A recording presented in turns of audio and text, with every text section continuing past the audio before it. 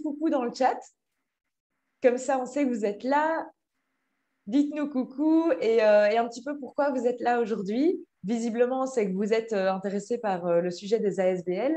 Et donc, c'est ce dont on va parler aujourd'hui, puisque finalement, lancer ou développer sa boîte, ce n'est pas forcément une entreprise ou une société sous forme de SRL, comme on en entend souvent parler. Je profite pour faire une petite parenthèse d'ailleurs pour dire que Wikipreneur, qui est donc l'organisateur de cet événement, a un service qui propose de créer et de constituer son entreprise sous forme de SRL. Mais ce n'est pas de ça qu'on va parler aujourd'hui. Aujourd'hui, on va parler de la forme de l'ASBL. L'ASBL, on en entend souvent parler, mais souvent, c'est peut-être associé à certains secteurs plus qu'à d'autres. Donc, on va vraiment en découvrir aujourd'hui tous les secrets avec Karine Toussaint. Bonjour, oui. Bonjour Karine, qui est notre Bonjour. intervenante aujourd'hui, notre experte. Experte en ASBL, mais pas que, puisque Karine est slasheuse, elle fait plein d'autres activités passionnantes. Donc, je propose qu'on commence avec cette première question pour toi, Karine. Est-ce que tu peux te présenter un petit peu et nous dire qui es-tu? Oui, voilà. Donc, j'ai partagé mon écran. Il y a quelques petits échantillons de ce que je fais habituellement. Donc, c'est vrai que je suis une slasheuse depuis quelques années. Donc, je dirais que depuis 2007, finalement, où je suis indépendante à titre complémentaire. Voilà, j'ai aussi une société commerciale à un moment donné, une société d'électricité générale, donc un truc qui n'a rien à voir et bien féminin. Donc voilà, j'ai un peu l'expérience de l'entrepreneuriat de toutes les manières. Et donc principalement, je suis aujourd'hui donc conseillère juridique et je travaille dans le secteur associatif. Donc voilà, depuis 2007, je suis vraiment conseillère juridique dans le secteur associatif. Encore salariée donc en partie pour une fédération d'employeurs dans le secteur socioculturel.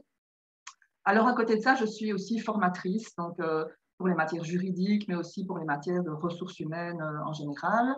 Donc, j'ai aussi fondé une association qui s'appelle Format Projet. Je suis administratrice dans d'autres associations. Voilà, ce n'est pas le sujet d'aujourd'hui, mais si vous voulez en savoir plus, vous cliquez sur le profil LinkedIn et vous irez voir tout ce que je fais. Voilà. Alors, je suis aussi enseignante en haute école, toujours pour les mêmes matières, plutôt juridiques.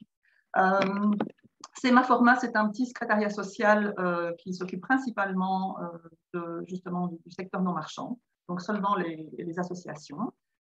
Et Top RH, donc c'est aussi un partenaire que je coordonne aujourd'hui, c'est un partenaire de l'UCM qui gère aussi uniquement les petits employeurs associatifs de moins de 25 travailleurs. Voilà, ça c'est en gros, donc mais vous avez les liens, voilà, vous irez voir à votre aise.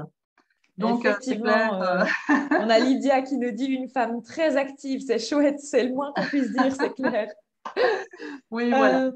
Super. Alors, on a Pascal ici qui nous dit l'objectif de sa présence aujourd'hui, c'est de savoir est-ce qu'elle se lance en ASBL ou en indépendante. Oui. On a Pile, j'espère que je prononce le nom correctement, qui nous dit bonjour à vous deux, je suis là car je me demande s'il faut faire une fédération. Ah, si une fédération est une ASBL. Oui. On va peut-être commencer par ces questions-là, Karine.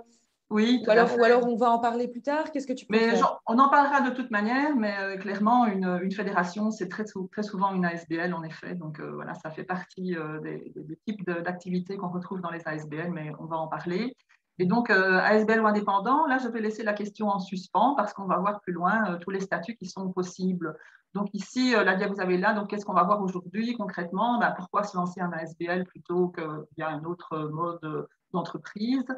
Quelles sont les étapes pour créer cette association, de qui est-ce qu'il faut s'entourer, quel statut pour le personnel aussi, c'est ça qui est aussi les questions principales qu'on va voir aujourd'hui, et un petit peu comment trouver des fonds, parce que ça reste quand même le nerf de la guerre. Hein. Et je vois Ophélie qui dit dingue le CV, mais oui, mais c'est merci. Merci Ophélie, mais je suis une vieille dame, hein, j'ai 57 ans, donc je travaille depuis que j'ai 19 ans, donc j'ai eu le temps de faire beaucoup de choses et voilà, et pas toujours tout à la fois.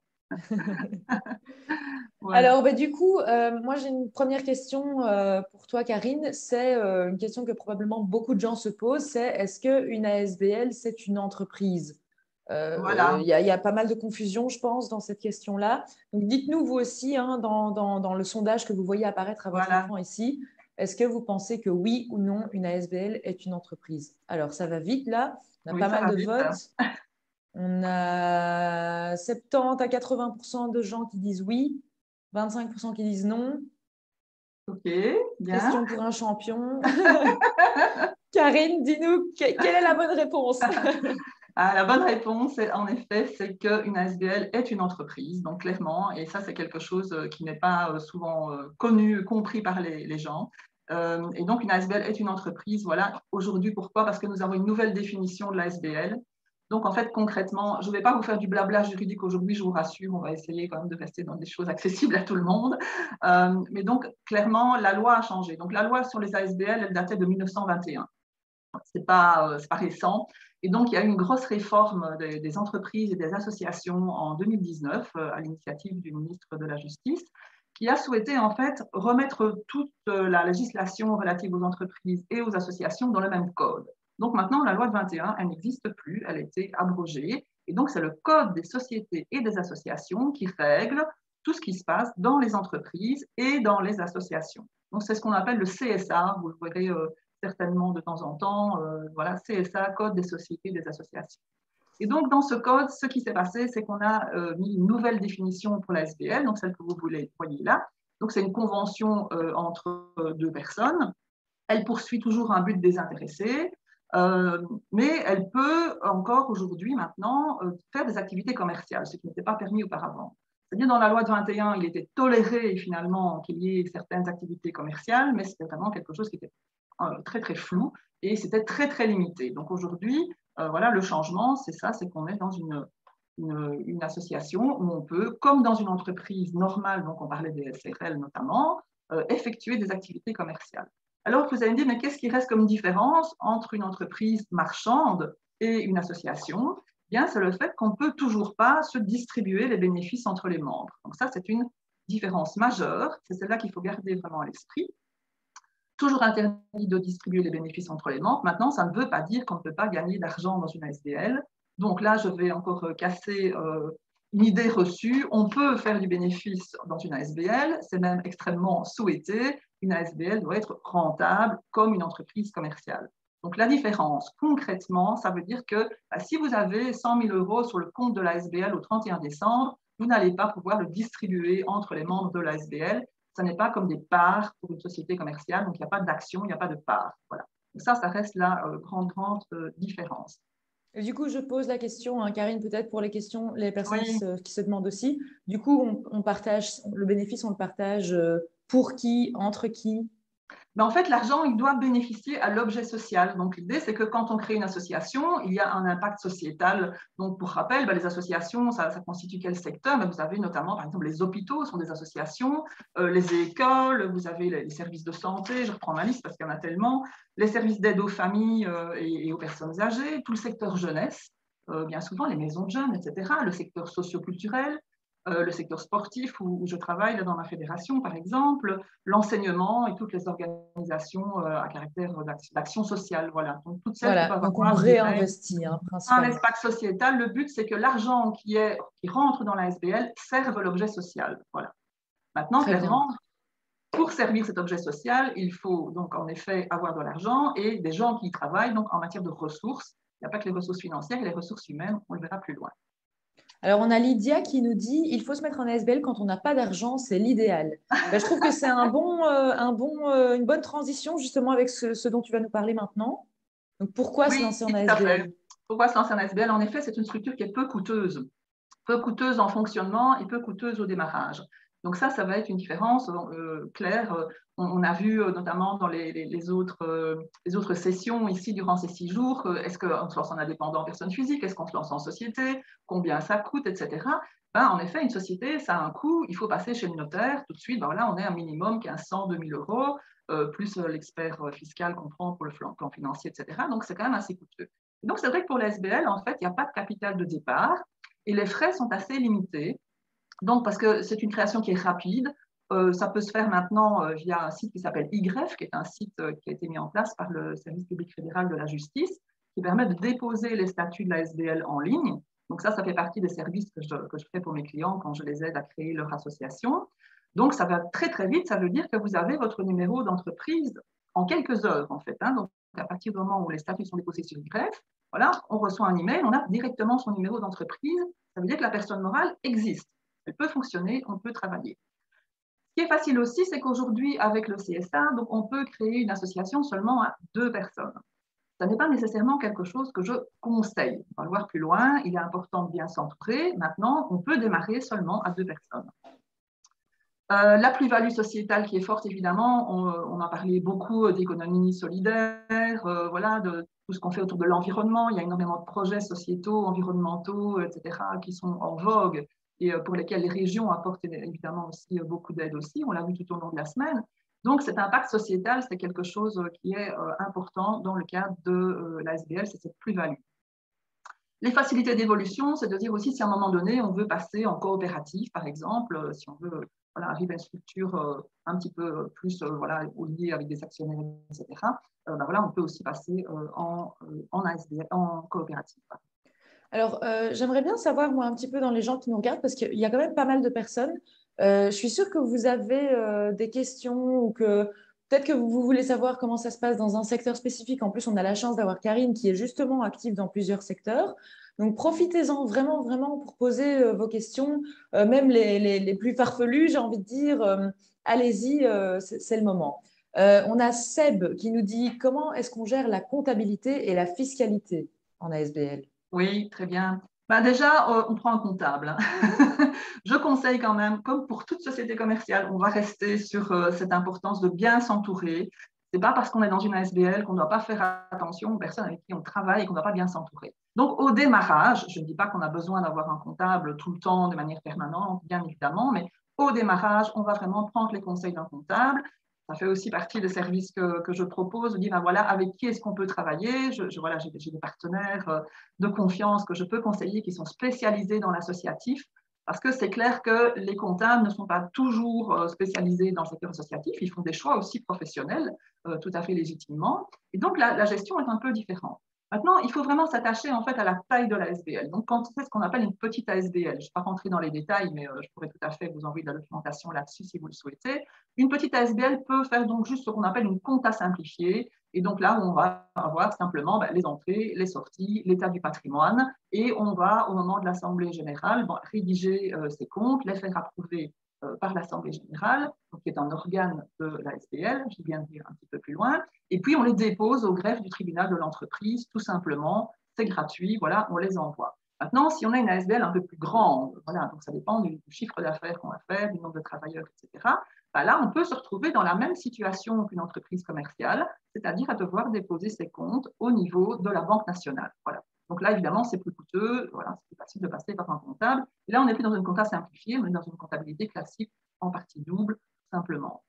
Alors, pour la question de la fiscalité, en fait, il n'y a pas d'impôt comme pour les sociétés au niveau des SPL, c'est l'impôt des personnes morales qui va s'appliquer. Sauf si, là il faut quand même être un petit peu attentif, sauf si on a vraiment des activités commerciales qui sont très très importantes. Imaginons que vous avez une association qui dispose, je ne sais pas, d'une cafétéria et les activités commerciales vont finalement vont être plus importantes que l'activité que vous faites au niveau de votre objet social classique. Là, peut-être qu'il y aurait une requalification et passer en impôt des sociétés, mais bon, ça reste quand même relativement rare. Et ça, voilà, c'est dans le cas d'inspection, il faut vérifier ça avec la comptabilité, etc. Et voilà, principalement, l'impôt des personnes morales, ça veut dire pas d'impôt, en fait, sauf la taxe patrimoniale. Voilà, si vous avez un patrimoine de plus de 25 000 euros, il y a une petite taxe, toute petite, de 0,17 %. Ça n'a rien à voir avec l'impôt des sociétés, donc c'est clair que c'est aussi un avantage fiscal. Ok, on a plein de Plein de questions questions, hein, oui, ici. oui. C'est chouette, hein, c'est chouette. Très On les bien. prend, Merci. Karine? Oui, on peut les prendre, voilà. Ok, alors on a Pascal qui nous dit, qu'en est-il de la responsabilité des assurances? OK. Oui, en effet, il y a des responsabilités, puisque quand vous administrez une association, comme dans une société commerciale, voilà, il y a des assurances à prendre. Vous êtes responsable de ce qui se passe, donc principalement la responsabilité civile et pénale, voilà, comme pour tout le monde, comme pour tout citoyen. Et donc, on va prendre des assurances. Voilà, l'ASBL, elle doit s'assurer en responsabilité civile, donc au cas où des dommages seraient causés dans le cadre de ces activités. Imaginons, je suis une ASBL de formation, je vais donner des formations à l'extérieur, je vais endommager du matériel, ou bien quelqu'un va se blesser pendant l'activité, c'est évidemment l'assurance de la SBL qui peut intervenir voilà, la plupart du temps et qui va aussi donc, protéger le personnel qui travaille dans cette ASBL comme pour une autre société. Voilà. Je ne vais pas rentrer dans les détails parce que les assurances, voilà, on peut, on peut en parler pendant 3 heures aussi. Mais voilà, sachez qu'en effet, vous êtes responsable de ce qui se passe dans votre association, mais vous pouvez vous assurer aussi pour les fautes de gestion, notamment responsabilité administrateur, ces choses-là. Ok, Voilà, alors impeccable. Alors ensuite, on a Zineb qui nous dit, j'aimerais ouvrir une librairie café. Est-ce que c'est possible sous ASBL? oui, tout à fait, c'est possible sous ASBL. Il faut voir voilà, comment est-ce qu'on va rédiger les statuts. Donc, quel est l'objet social, qu'est-ce que vous voulez faire dans cette librairie? Parce que si c'est juste je veux vendre des livres, bah là, vous ouvrez une librairie classique en société ou en indépendant. Mais si l'idée, c'est de créer un lieu de partage, une communauté, de faire voilà, des rencontres, etc., bah, ça pourrait très bien fonctionner en ASBL. C'est le secteur socioculturel. Voilà, mais tout ça est à évaluer chaque fois. Il faut bien réfléchir. Qu'est-ce que je veux faire de ce projet? Donc, ça fait partie du travail quand on crée les statuts, de bien réfléchir à ce qu'on veut faire et pourquoi on veut le faire. C'est vraiment l'impact sociétal qu'il faut évaluer. Parce que si c'est juste pour gagner des sous sans qu'il y ait un objet social lié à quelque chose de sociétal, voilà, ça n'est pas un ASBL. Et du coup, moi, je pose une question, si je me mets dans cette situation, imaginons qu'on se dise, bah, c'est plus intéressant de se lancer en ASBL, donc je vais faire ça, mais finalement, volontairement ou involontairement, on se rend compte qu'on ne répond pas vraiment à l'objet social de base. Qu'est-ce qui se passe? Est-ce qu'il y a un contrôle et on doit éventuellement revenir vers un autre type de statut juridique ou comment ça se passe? Oui, ben c'est toujours en cas de contrôle, évidemment. Si vous avez une inspection sociale ou fiscale, ce qui peut arriver à tout le monde, qu'on soit en société ou qu'on soit un simple citoyen lambda. Donc là, il pourrait y avoir éventuellement une requalification, si vous voulez, des activités, si on voit qu'en fait l'activité commerciale elle est prépondérante et qu'elle ne sert pas l'objet social. Mais c'est quand même relativement rare. Hein. Donc voilà, ça c'est du cas par cas. Je ne peux pas répondre spécifiquement à ça sans avoir vu les situations. Mais voilà, a priori, voilà, si l'argent sert vraiment à l'objet social, donc c'est-à-dire que pour le public, en fait, c'est pour le bien commun. Hein. Quand on crée une association, le but, c'est de répondre à un besoin de la société. Donc, c'est ça principalement. Donc, on répond à un besoin peut-être des personnes âgées, peut-être des jeunes, des personnes en difficulté, un besoin, la culture, c'est un besoin aussi, hein, il faut en parler. Donc, le secteur socioculturel, évidemment, les artistes, etc. Donc, on va répondre à un besoin de la société. Et là, on est dans le cadre d'une ASBL, clairement. Ça va? Ok. On a Pascal qui nous pose une question par rapport aux 25 000 euros dont tu parlais tout à l'heure. Elle demande, est-ce que c'est hors fonds de roulement? C'est le chiffre d'affaires. Ah non, si, c'est pour le patrimoine, pardon. Oui, les 25 000 euros dont je parlais, c'était par rapport au patrimoine dont dispose l'ASBL. Donc, c'est juste pour la taxe patrimoniale. Ça, c'est pas le fonds de roulement, c'est le patrimoine lui-même. Mais ça, vous pouvez me revenir par après. N'hésitez pas, vous aurez mon email pour ces petites questions spécifiques. Ça va? Ok. On a Seb qui nous dit que lui a beaucoup de mal à trouver une assurance qui s'y connaît en ASBL. Est-ce que toi, tu as peut-être des recommandations, Karine? Oui, j'ai des recommandations. Ça, il n'y a pas de souci. Vous m'envoyez un email et je vous enverrai des personnes qui peuvent vous aider. Maintenant, je ne veux pas faire trop de publicité non plus, mais je n'ai pas d'action chez eux. Mais clairement, il y a quand même des assureurs comme Etias, par exemple, qui sont plus dédiés au secteur public et associatif. Donc, eux, ils sont très, très habitués. Maintenant, moi, j'aime bien travailler avec des courtiers parce que voilà, je trouve qu'on a un conseil quand même qui est plus proche aussi. Et puis, c'est bien d'avoir quelqu'un près de chez soi. Donc, on peut vraiment aller faire son marché et demander à des courtiers. Maintenant, clairement, au niveau des comptables aussi, votre comptable, s'il est un peu spécialisé dans l'associatif, il saura aussi vous renseigner voilà, un courtier d'assurance. Ouais. Alors, on avait Zineb qui voulait lancer une librairie café. Et puis, Oui, ça, on on l'a a dit, oui. Jamelina qui dit, elle voudrait créer un cabinet conseil en développement durable pour les entrepreneurs et les sociétés existantes. Est-ce qu'elle peut faire ça Ouais. en ASBL? Oui, je ne vois pas, pourquoi on ne pourrait pas le faire en ASBL. C'est du conseil, voilà. Développement durable, c'est quelque chose qui est lié ici vraiment à quelque chose de sociétal et voilà. Pourquoi pas? Pourquoi pas? Ok. Bon, je vois, il y a encore des questions. Je propose qu'on continue et puis on revient Oui, au chat. on va avancer Ça un va? petit peu. Hein, voilà, donc je vais continuer. La dernière dia ici, pourquoi se lancer en ASBL? Il y a aussi, donc, quand on parlait de la question des coûts, c'est le fait qu'on peut avoir certaines main-d'œuvre, entre guillemets, qui sont spécifiques au secteur associatif, donc au secteur non marchand, qui est un petit peu moins coûteux que les travailleurs classiques. Donc, c'est notamment le fait d'avoir des bénévoles. Donc, ça, je rappelle quand même, ça, c'est un peu mon fonds de commerce, le volontariat. Je travaille beaucoup ce sujet-là voilà, avec mes clients et les associations.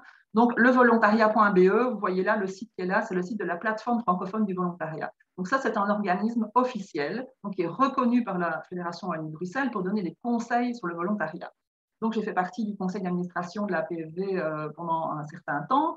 Et clairement, le bénévolat, c'est un acteur important dans le secteur des associations, parce que bon, la plupart des associations vont faire appel à un moment donné à des bénévoles pour les aider, pour les accompagner. Donc attention, quand je dis main-d'œuvre moins coûteuse, ça ne veut pas dire qu'on va exploiter les gens. L'idée n'est pas de prendre des bénévoles à la place des travailleurs salariés. Hein. Attention. Donc, le bénévole, il va apporter une plus-value, il va apporter ses compétences, il va apporter ses ressources. Mais bon, ça ne veut pas dire qu'il faut utiliser uniquement des bénévoles. L'idée, c'est qu'on se professionnalise quand même et qu'on puisse avoir des travailleurs salariés dans l'association pour se développer. Hein. Et comment gérer cette relation, Karine, entre le fondateur ou le gérant d'une ASBL et les bénévoles? Puisque finalement, est-ce qu'il y a un lien de subordination quelconque ou pas? Le bénévole est libre finalement de dire bah, là, je ne suis pas disponible, donc non. Donc, comment est-ce qu'on gère Exactement. un petit peu cette incertitude de la main-d'œuvre en fait? Exactement. Ben oui, voilà, l'avantage du bénévole, c'est qu'en effet, il ne coûte pas cher, puisque tout ce qu'on peut lui donner, c'est un défraiement par rapport à son activité, pour pas que l'activité lui coûte. Hein. Il fait près de déplacement, des choses comme ça. On peut lui payer son sandwich à midi, et voilà, ce genre de choses. Vous donner un petit défraiement forfaitaire pour couvrir ça, la loi le permet. Mais clairement, il n'y a pas de lien de subordination. Il n'y a pas d'autorité, en fait, de l'employeur sur le travailleur, comme on l'a dans un contrat de travail. Donc, clairement, le bénévole, il n'est pas lié par un contrat. Donc, on peut faire une convention de volontariat. Voilà, il y a un certain nombre de choses dont on doit informer le bénévole quand il démarre l'activité. On doit l'assurer, voilà, l'association doit l'assurer aussi. Mais il n'y a pas de lien de subordination. Donc, c'est vrai qu'il peut partir du jour au lendemain. Et donc, la question, c'est vraiment la motivation, l'engagement. Ben, voilà, qu'est-ce qu'on fait pour reconnaître ces bénévoles, pour qu'ils aient envie de rester avec nous? C'est clair que sans le volontariat, le secteur non marchand ne fonctionnerait pas. Donc, il y a plus d'1 million de bénévoles en Belgique, hein, donc c'est quand même énorme. S'il n'y avait pas de bénévoles, il y a quand même, au niveau du secteur social, très, très peu de choses qui fonctionneraient. Hein. Voilà, c'est vraiment une plus-value, donc en plus des travailleurs salariés, clairement. On a Et Pile qui nous demande est-ce qu'on peut oui, offrir un avantage en nature à un bénévole? on peut faire des petits cadeaux, mais vraiment c'est assez limité. Mais ce qu'on peut faire, il y a deux manières de défrayer les bénévoles, soit via un forfait, soit via les frais réels. Donc on peut lui rembourser par exemple ses tickets de repas, on peut lui rembourser ses frais de déplacement, on peut lui rembourser des frais de téléphone, des choses comme ça. Mais ça, je vous invite vraiment à aller voir sur le site volontariat.be. Vous avez toutes les manières de défrayer les bénévoles. Donc j'insiste bien sur le mot défrayer. Ça n'est pas une rémunération, c'est un défraiement. Hein, ça n'est pas un revenu professionnel. Voilà. Ça va? Alors, N'hésitez pas à me revenir j'ai par rapport à ça. On peut faire une journée sur le volontariat quand vous voulez. Alors, moi, je le dis déjà tout de suite, on n'aura jamais l'occasion de dire tout ce dont on a envie de parler aujourd'hui Clairement. parce qu'il y a plein de choses intéressantes et il y a plein Mais de oui. questions. Et merci à vous d'ailleurs d'être aussi actifs, c'est vraiment très très chouette. On a Lina qui lève la main, je ne sais pas si c'était volontaire ou pas, Lina. On n'a pas la possibilité d'activer le micro, la vidéo, mais tu peux poser ta question dans le chat et on fera au mieux pour y répondre. Je te laisse continuer, Karine, on Oui, reprend je les vais slides. continuer. Je reprendrai les questions à la fin aussi. Et puis voilà, n'hésitez pas à m'envoyer un email pour la suite sans problème.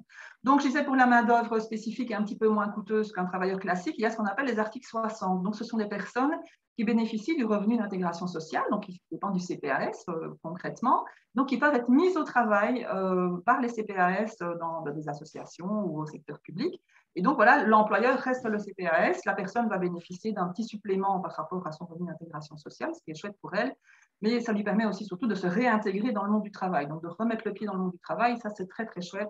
Et voilà, on peut comme ça avoir des travailleurs qui sont voilà, finalement beaucoup moins coûteux, puisque voilà, vous allez payer au CPAS évidemment une quote-part, si vous voulez, pour l'utilisation de la personne, mais ça ne coûte pas autant qu'un travailleur salarié. Il y a aussi les fameux articles 17. Ça, c'est des contrats qui permettent pendant 25 jours sur une année d'avoir des contrats qui sont exonérés de cotisations sociales. Donc ça, c'est principalement pour le secteur sportif et socioculturel, les manifestations sportives, etc. Donc là, voilà, vous revenez vers moi pour les infos là-dessus aussi. Mais donc, ça vous permet d'avoir des travailleurs qui sont un petit peu à bon marché, entre guillemets, puisqu'il n'y a pas de cotisation sociale, ni pour eux, ni pour l'employeur. Alors, ça vous permet aussi en ASBL de bénéficier de certaines subventions à l'emploi. Donc, on sait bien qu'il y a des subventions qui sont accessibles aux sociétés commerciales aussi, évidemment, comme César, par exemple, on en a parlé durant cette semaine. Mais il y a des subventions spécifiques pour le secteur associatif, donc notamment des subventions au niveau fédéral, c'est des emplois Maribel, donc vous avez peut-être entendu parler, ça existe depuis très très longtemps. Ou alors en Wallonie, les APE, donc la réforme vient de prendre cours ici au 1er janvier, on pourra de nouveau avoir des projets aide à la promotion de l'emploi en Wallonie. Et à Bruxelles, ce sont les ACS, les emplois ACS, gérés par Activis, que vous connaissez certainement. Pour toutes ces subventions, là, je vous invite vraiment à aller voir ce site qui s'appelle aideentreprise.be, qui vous met voilà, toutes les subventions possibles, qui vous indique les subventions possibles. Je ne parle pas des subventions européennes, etc., mais voilà, tout ça est possible. On peut aussi recevoir des dons. Donc, au niveau des dons, il faut faire attention. Ce n'est pas nécessairement un don qui va être fiscalement déductible pour la personne qui va l'effectuer. Il faut que vous puissiez être agréé pour avoir cette possibilité de déduire les dons. Donc, on peut être agréé dans certains secteurs. Donc, mais toutes les associations ne sont pas éligibles. Hein. Par contre, ce qu'on peut faire pour quand même pouvoir que les personnes puissent bénéficier justement de cette déduction fiscale à partir de 40 euros pour leurs dons, c'est d'ouvrir un compte de projet à la Fondation Roi Baudouin. Donc là, si vous voulez, la Fondation Roi Baudouin fait l'intermédiaire. Donc, elle va recueillir les dons pour vous, elle va établir l'attestation fiscale pour les donateurs. Et voilà, c'est pour un projet bien spécifique. Voilà, vous voyez ça que la Fondation Roi Baudouin, il y a des appels à projets plusieurs fois sur l'année. Voilà, voilà. Alors, on a plusieurs questions sur la rémunération du gérant. Ça, on va y venir tout à l'heure, hein, Plus Karine, si je ne me loin, trompe. oui, oui, oui. Alors, concrètement, donc maintenant, on va arriver à ces aspects plus concrets, mais juste avant, donc, quelles sont les étapes si vous voulez aujourd'hui, demain, créer votre ASBL? Comment on fait? Voilà, merci. Donc, tout à fait, je dirais qu'il faut d'abord réfléchir au sens du projet et aux valeurs et à la mission qu'on veut faire. Donc, est-ce qu'on se trouve bien dans le cadre d'une association sans but lucratif? Est-ce que le but, c'est vraiment d'avoir un impact sociétal? Est-ce qu'on répond à un besoin de la société? Donc, ça, c'est vraiment la réflexion qu'on doit se faire et pour laquelle j'aide évidemment les personnes que j'accompagne dans la rédaction des statuts, quand on réfléchit à qu'est-ce que c'est l'objet social. Voilà, qu'est-ce qu'on va faire, pour qui, pourquoi, qu'est-ce que c'est la mission finalement qu'on veut adopter. Donc l'idée, c'est aussi de trouver des partenaires, donc des gens qui sont intéressés à travailler avec vous là-dessus. Je l'ai dit, on peut faire une association à 2 personnes, mais pour moi, ça n'a guère d'intérêt parce que le but de faire une association, c'est de s'associer précisément, comme l'aurait dit la Palisse. Et donc, l'idée, c'est d'avoir des personnes qui vous entourent, qui vous apportent des compétences dont vous avez besoin. Donc, que ce soit des compétences en gestion, des compétences en marketing, des compétences juridiques, peu importe, et des gens qui soient habités par les mêmes valeurs que vous, qui ont envie de remplir cette mission avec vous. Donc, c'est très important de bien faire ça. Vraiment, c'est une phase de préparation, de discuter avec les gens autour de vous, que ce soit votre famille, vos amis, des personnes dans votre milieu professionnel. Ben, tiens, j'ai ce projet, qu'est-ce que tu en penses? Est-ce que ça t'intéresserait d'y participer? Donc, ça, c'est super important parce qu'on doit être aligné là-dessus. Si les gens ne sont pas comme vous dans les mêmes missions, les mêmes valeurs, ça ne sert à rien de travailler avec eux, ça va coincer.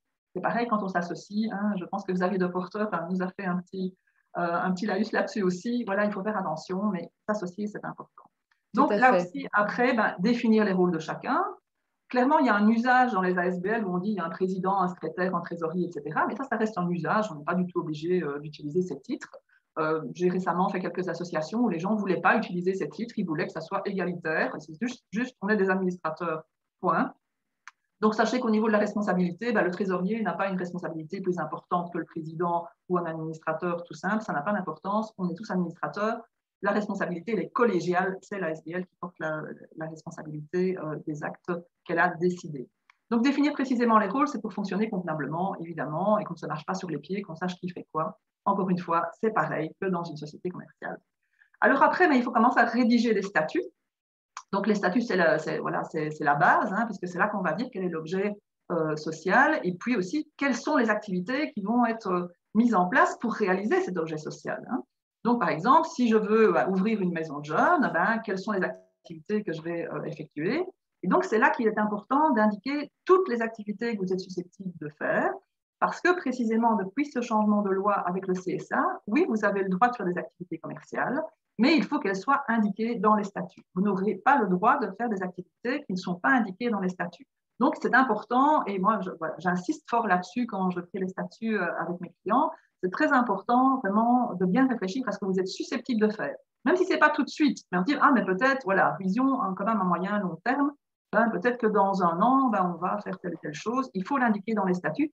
Sinon, après, il faut modifier les statuts. Vraiment, ça a un coût puisqu'il faut republier au Monitor Page. Donc, c'est là que je dis, prenez conseil auprès d'un juriste spécialisé. Maintenant, il y a des tas d'organisations qui peuvent aider les gens à créer des ASBL. Je ne suis évidemment pas toute seule sur le marché, mais voilà, je ne vais citer personne, comme ça, il n'y aura pas de jaloux. Mais voilà, ce que je vous dis, c'est vraiment prendre conseil auprès d'un juriste spécialisé ou d'une fédération, si vous êtes dans un secteur qui dispose d'une fédération. Après, qu'est-ce qu'on fait? Les statuts sont prêts. On a fait l'assemblée générale des fondateurs. Hein. Et donc, on va publier les statuts au tribunal, au greffe du tribunal de l'entreprise. Donc, voilà, moi, par exemple, je le fais via e-greffe, donc le système informatisé. On peut toujours le faire sous format papier, mais ça prend beaucoup plus de temps et ça coûte un peu plus cher. Donc, moi, je vous dis vraiment, faites ça par e-greffe si vous en avez la possibilité. Donc, après, voilà, l'association va être créée, vous aurez votre numéro d'entreprise et donc vous allez vous retrouver sur la banque Carrefour des entreprises au même titre que les indépendants et les sociétés. Hein. C'est la même chose, vous êtes sur la banque Carrefour en tant qu'ASBL aussi. Donc, après, en tant que membre de votre association, en tant qu'administrateur, vous allez aller sur le site My Enterprise, comme vous le pourriez le faire si vous étiez indépendant, pour indiquer, par exemple, voilà, votre unité d'établissement, où est-ce que je fais mes activités. Ce n'est pas nécessairement là où le siège social se situe. Autre démarche obligatoire aujourd'hui, c'est aussi le registre UBO, les Ultimate Beneficiary Owner, hein, voilà, les registres des bénéficiaires effectifs. Donc, depuis tout récemment, les données sont croisées avec la banque Carrefour des entreprises. Donc, ça veut dire que vous allez retrouver les personnes qui doivent se trouver dans le registre UBO normalement si la publication a bien été faite, mais il faut quand même aller vérifier voilà, chaque année. Ne pas oublier d'ouvrir un compte bancaire au nom de la SBL, puisque la SBL, c'est une personne morale donc, qui est en dehors de vous, comme une société commerciale est en dehors de vous, c'est une personne morale à part entière. Et donc, il faut vraiment un compte spécifique. Vous n'allez pas récolter voilà, les moyens de votre SBL sur votre compte personnel. Il faut seulement un compte au nom de la SBL. Je précise qu'aujourd'hui, de plus en plus de banques demandent quand même un petit plan financier pour l'ouverture d'un compte ASBL. Donc, ça veut dire que vous faites un petit plan financier, un petit fichier Excel suffit, hein, ne vous cassez pas la tête, un petit plan financier déjà à 2-3 ans, voilà, avec ce que vous comptez effectuer comme activité, voilà, un simple plan financier, vous voyez ça avec votre comptable. Voilà, toutes les banques ne le demandent pas, mais certaines le font. Alors, souscrire les assurances, évidemment, on a parlé de responsabilité civile. Si vous avez des travailleurs, il y a évidemment l'assurance accident du travail, etc. Donc ça, vous voyez en effet avec votre courtier. Voilà, voilà. Ok, donc ça, c'est pour toutes les étapes. Alors, on va parler encore plus concret maintenant. Donc, on a eu des questions tout à l'heure par rapport à la rémunération du gérant au sein d'une ASBL. Eh bien, justement, Karine avait une question pour vous. Elle voulait voir, selon vous, est-ce qu'on peut être salarié dans sa propre ASBL? Donc, vous voyez un petit sondage là qui apparaît sur votre écran. Dites-nous si vous pensez que oui ou non. Voilà, on voit, ça va super vite, hein. Vous êtes super réactifs, Oui, c'est ouais, génial. ils sont bien éveillés. On a une grosse majorité de oui pour le moment. Ça bouge encore. 84% oui, 13% non, 3% je ne sais pas. Ok, ben ça nous donne la tendance. Ok, mais c'est bien, ils sont quand même bien informés. Oui, en effet, on peut être salarié dans sa propre SBL, c'est tout à fait possible. Donc, mais il y a quand même des précautions à prendre par rapport à des questions de conflit d'intérêts. Donc, il faut faire attention, surtout quand c'est une toute petite association où il y a très peu d'administrateurs. Il faut quand même être attentif au fait qu'on ne va pas s'octroyer un avantage parce qu'on est administrateur de la SBL et qu'on est aussi salarié dans la SBL.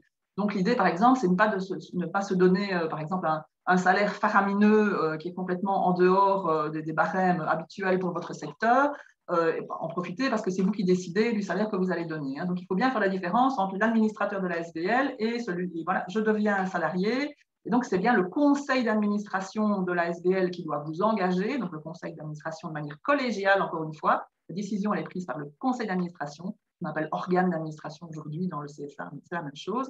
Et donc, il faut bien un PV voilà, de la décision qui dit on décide d'engager monsieur machin au titre de, je ne sais pas, éducateur avec tel barème. Voilà. Et donc, c'est le conseil d'administration qui décide, ce n'est pas vous qui signez votre contrat vous-même, etc.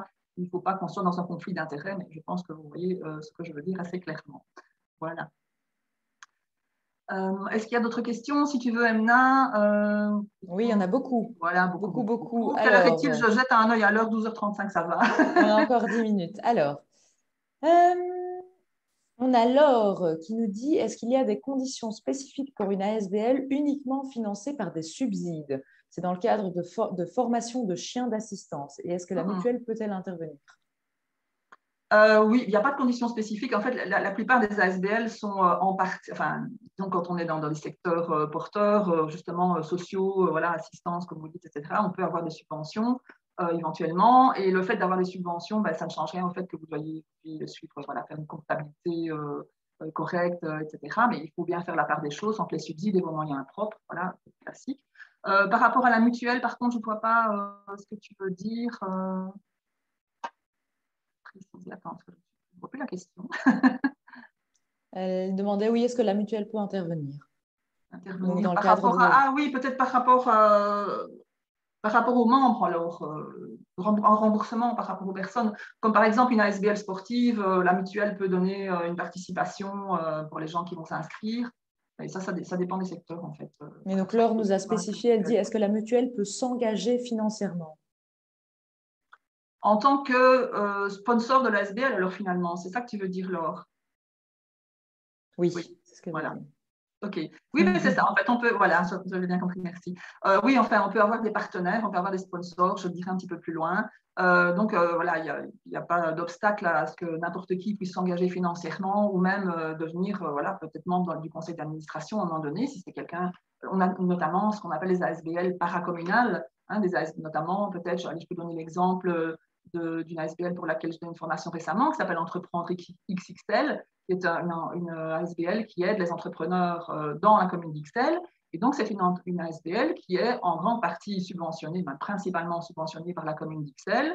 Donc, dans le conseil d'administration, on va avoir des membres de la commune d'Ixelles. Et donc, c'est eux qui vont subventionner cette association. Mais elle fonctionne, voilà, à côté de la commune. Voilà pourquoi, parce que c'est plus facile, c'est plus souple aussi de fonctionner en ASBL que, voilà, on ne doit pas passer chaque fois au collège communal, etc., pour la moindre décision.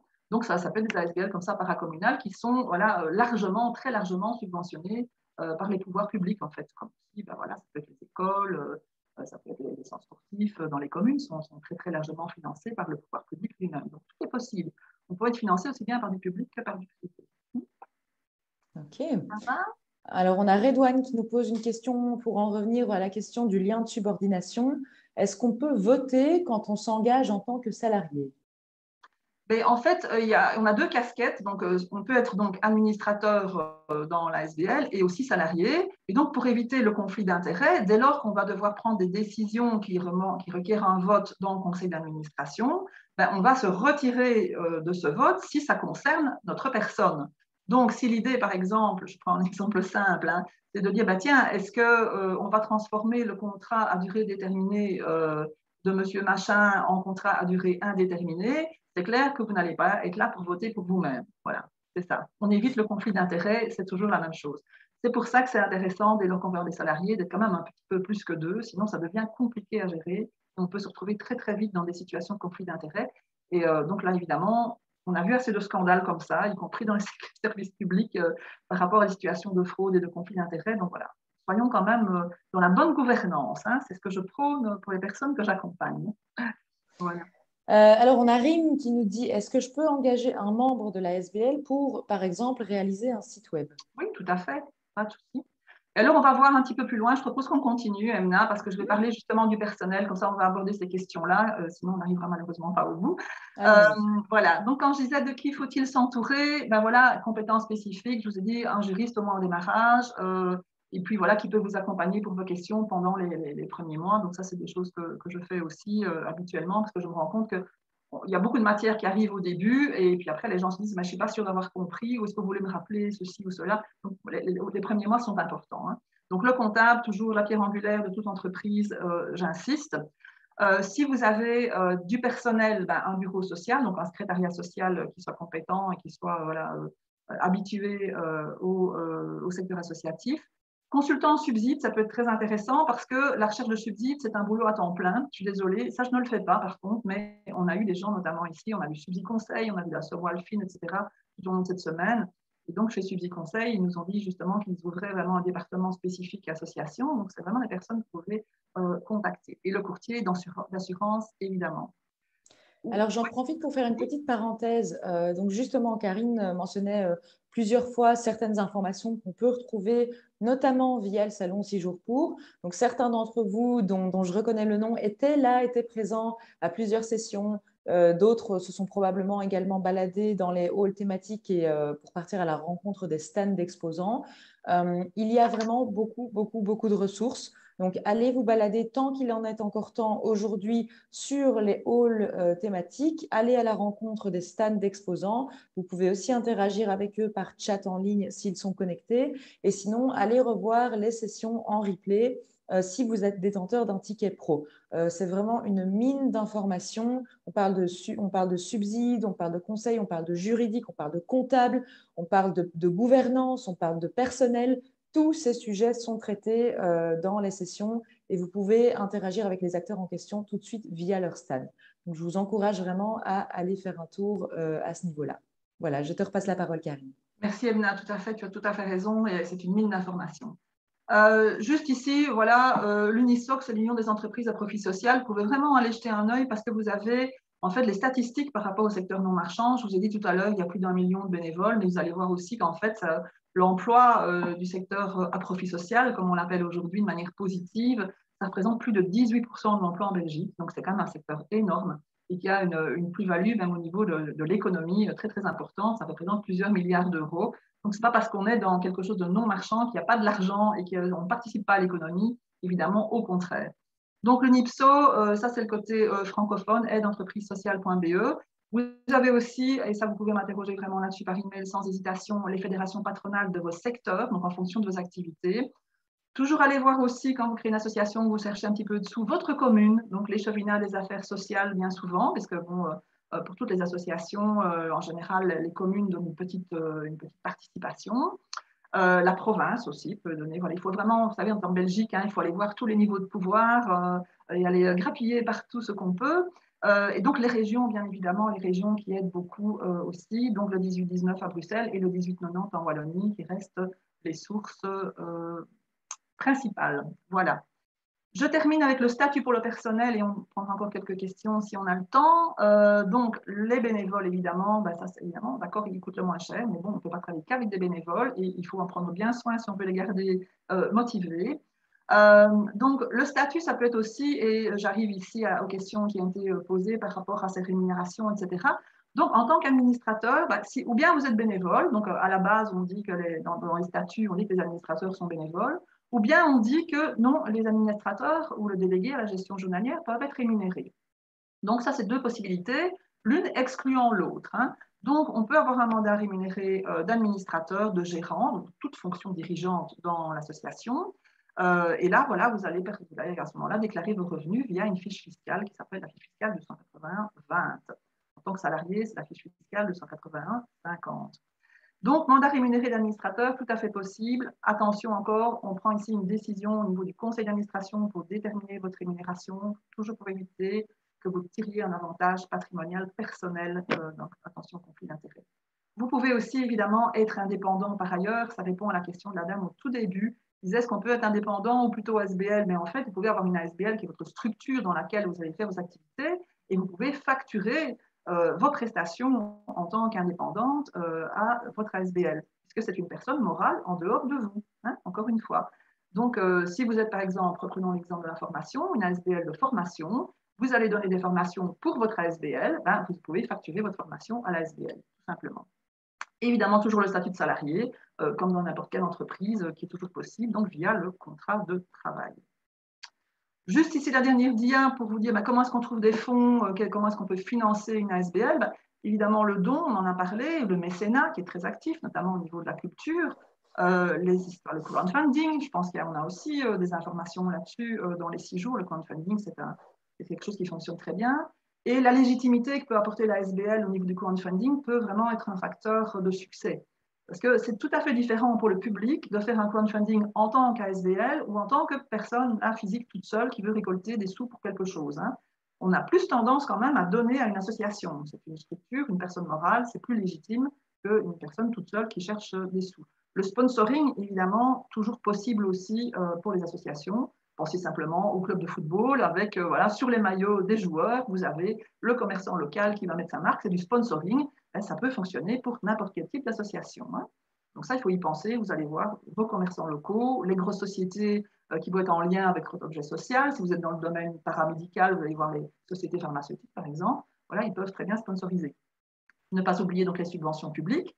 Donc, dans certains secteurs, on pourrait avoir une reconnaissance, par exemple un centre culturel, des choses comme ça.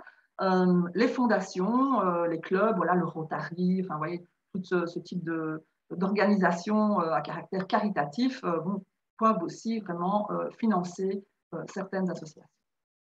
Voilà, voilà. Voilà, alors il est 12h45, donc on va devoir s'arrêter. Je suis désolée pour ceux qui ont posé des questions auxquelles on ne pourra pas répondre, mais je vous encourage vraiment, vraiment à aller consulter les différentes informations sur le site 6 jours pour. et ou à contacter Karine pour davantage d'informations. Et alors, Karine, non seulement tu nous as livré beaucoup, beaucoup d'informations précieuses, mais en plus, tu nous amènes un cadeau supplémentaire pour ceux qui sont là aujourd'hui connectés un samedi. Oui, c'est ça, voilà, je voulais un peu les remercier.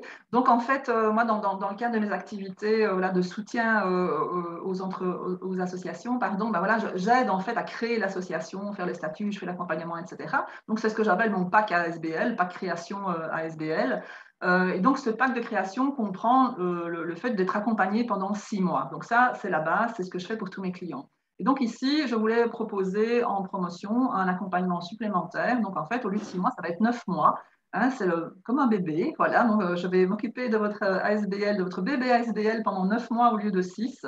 Voilà, si vous souscrivez à ce pack voilà, création ASBL.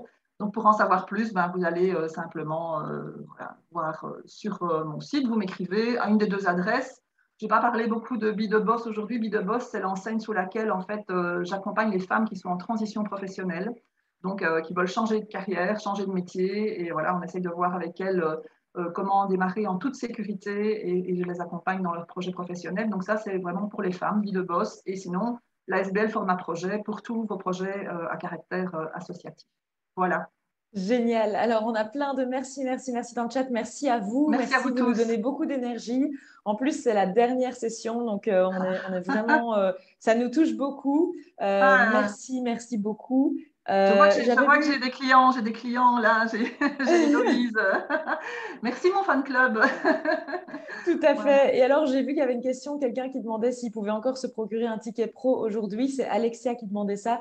Oui, c'est possible. J'ai mis le lien. C'est sur 6jourspour.be. Donc, vous allez sur s'inscrire et puis vous verrez les différents tickets. Si vous avez déjà un ticket découverte, donc c'était le ticket gratuit, vous pouvez faire une mise à niveau quand vous allez dans votre profil. Et puis voilà, pour toute autre question, contactez soit Karine à l'adresse mail qui est mentionnée sur le slide, ou alors l'équipe 6 jours pour et moi-même à l'adresse 6jp@wikipreneur.be et je la poste ici aussi. Merci beaucoup, beaucoup à vous d'avoir été là. Je vous souhaite Merci. une bonne suite de salon si vous allez encore faire quelques visites sur les stands et à très bientôt.